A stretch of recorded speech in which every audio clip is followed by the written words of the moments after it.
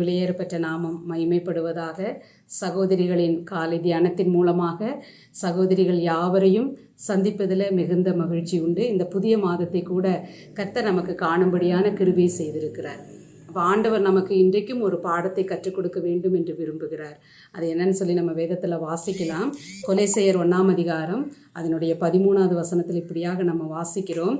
இருளின் அதிகாரத்தினின்று நம்மை விடுதலையாக்கி தமது அன்பின் குமாரனுடைய ராஜ்யத்திற்கு உட்படுத்தினவருமாயிருக்கிற பிதாவை ஸ்தோத்திரிக்கிறோம். அப்போ இந்த மாதத்தில் ஒவ்வொரு நாளும் நாம் ஸ்தோத்திரம் செலுத்துவது எதற்காக தெரியுங்களா? அவருடைய குமாரனுடைய ராஜ்யத்திற்கு நம்மளை உட்படுத்தி இருக்கிறார். அதை நினைத்து கர்த்தருக்கு நாம் நன்றி செலுத்த வேண்டியது அவசியமாக இருக்கிறது. அப்போ இருளின் அதிகாரம், அப்போ இந்த இருளின் அதிகாரம் எதற்கு இருக்கிறது அப்படின்னு சொல்லி பார்க்கும்போது, இருட்டுக்குரியவன் சாத்தானாய் காணப்படுகிறான். அவன் என்ன செய்கிறான்? ஆண்டவர் உபவாசித்ததுக்கு அப்புறமாக அவரை கொண்டு போய் சகல ராஜ்யங்களையும் காண்பிப்பதாக நம்ம மத்தேயு 4ஆம் அதிகாரம் 8லிருந்து 11 வசனங்களை வாசிக்கும் போது நமக்கு தெரியும். உயர்ந்த மலையின் மேல் கொண்டு போய் உலகத்தின் ராஜ்யங்களையும் அவைகளின் மகிமையையும் அவருக்கு காண்பித்து என்று சொல்லி வாசிக்கிறோம். காண்பித்து அதுக்கப்புறமாக நீர் என்ன செய்யணும்? சாஷ்டாங்கமாய் விழுந்து பணிந்து கொண்டால் இவைகளை எல்லாம் உனக்கு தருகிறேன் என்று சொல்லுகிறார்.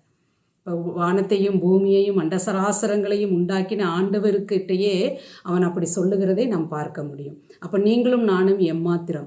ஆனால் நம்மளுடைய கர்த்தர் நமக்காக எல்லாவற்றையும் உண்டாக்கி வைத்து இந்த குமாரனின் ராஜ்யத்திற்கு உங்களையும் என்னையும் உட்படுத்தி இருக்கிறார். எவ்வளோ பெரிய சந்தோஷம்! அப்போ ஒரு நாளில் நம்ம இருட்டின் அனுபவத்துக்குள்ளே இருந்திருக்கிறோம். அந்த இருந்த நம்மை விடுதலையாக்கி ராஜ்யத்தின் பிள்ளைகளாய் நம்மளை மாற்றி இருக்கிறார். கர்த்தருக்கு நாம் நன்றி செலுத்த கடமைப்பட்டிருக்கிறோம், நன்றி செலுத்த வேண்டும். அப்போ இந்த இருளின் அதிகாரம் நம்மளை என்ன செய்கிறது? ரோமர் 6ஆம் அதிகாரம் 19வது வசனத்தில் நம்ம பார்க்கும்போது, நீங்கள் உங்கள் அவயவங்களை அசுத்தத்திற்கும் அக்கிரமத்திற்கும் அடிமைகளாக ஒப்பு கொடுத்தது போல என்று சொல்லப்படுகிறது. அப்போ பாருங்கள், நாம் இருளின் அதிகாரத்தில் இருக்கும் பொழுது நம்மளுடைய அவயவத்தை அசுத்தத்திற்கு ஒப்பு கொடுத்தவர்களாய் இருக்கிறோம். ஆனால் இப்போ ராஜ்யத்தின் பிள்ளைகளாய் நாம் மாறினதுக்கு அப்புறமாக நம் அவயவங்களை நீதிக்கு அடிமையாக ஒப்பு கொடுக்க வேண்டும் என்று கர்த்தர் விரும்புகிறார். கர்த்தர் நீதி உள்ளவராய் இருக்கிறது போல நீங்களும் நானும் நீதி உள்ளவர்களாய் இருக்க வேண்டும் என்று தேவன் விரும்புகிறார். அப்போஸ்தலர் 26:18 சாத்தானின் அதிகாரத்தை விட்டு தேவனிடத்தில் திரும்பும்படிக்கு உன்னை அவர்களிடத்திற்கு அனுப்புகிறேன் என்று சொல்லி அப்போஸ்தலனாகிய பவுல் இடத்துல சொல்லுகிறத நம்ம பார்க்க முடியும். அப்போ அப்போஸ்தலனாகிய பவுல் இருட்டுக்குள்ளே இருக்கும்போது எப்படி இருந்தார்? கர்த்தருடைய பிள்ளைகளை வீடு பூந்து அடித்து துன்புறுத்தி காவலில் போட்டு இப்படி பலவிதமான துன்மார்க்கமான காரியத்தை சவுலாயிருந்தபோது அவர் செய்தார். அவரை ஆண்டவர் தொட்டதுக்கு அப்புறமாக, அவரை ராஜ்யத்தின் புத்திரராய் மாற்றினதுக்கு அப்புறமாக அவரை என்ன செய்தார்? இப்படிப்பட்ட ஜனங்களுக்கு மத்தியில் அவரை கொண்டு போய் நிறுத்தி சுவிசேஷத்தை அறிவிக்கும்படியாய் தேவன் தெரிந்து கொண்டிருக்கிறார். அப்படிப்பட்ட தேவன் தான் நம்மளுடைய தேவனாய் இருக்கிறார். அப்போ ரோமர் 14ஆம் அதிகாரம் 17வது வசனத்தில் இப்படியாக நம்ம வாசிக்கிறோம். புசிப்பும் குடிப்பும் தேவனுடைய ராஜ்யம் அல்ல அப்படின்னு சொல்லப்பட்டிருக்கிறது. பின்ன எது அப்படின்னு பார்க்கும்போது அங்கே தேவனுடைய ராஜ்யத்தில் என்ன இருக்கிறது?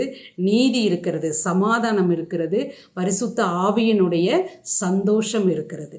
இப்போ பாருங்கள், இயேசு கிறிஸ்து நம் உள்ளத்துக்குள் இருக்கும்போது அங்கே நீதி இருக்கிறதை நாம் பார்க்க முடியும், பரிசுத்தம் இருக்கிறதை பார்க்க முடியும், அங்கு சந்தோஷம் இருக்கிறதை பார்க்க முடியும்.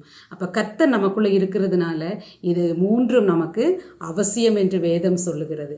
அப்போ தேவனுடைய ராஜ்யம் பேச்சில் அல்ல, அது பலத்தில் இருக்கிறது என்று சொல்லி 1 கொரிந்தியர் 4ஆம் அதிகாரம் 20வது வசனத்தில் வாசிக்கிறோம்.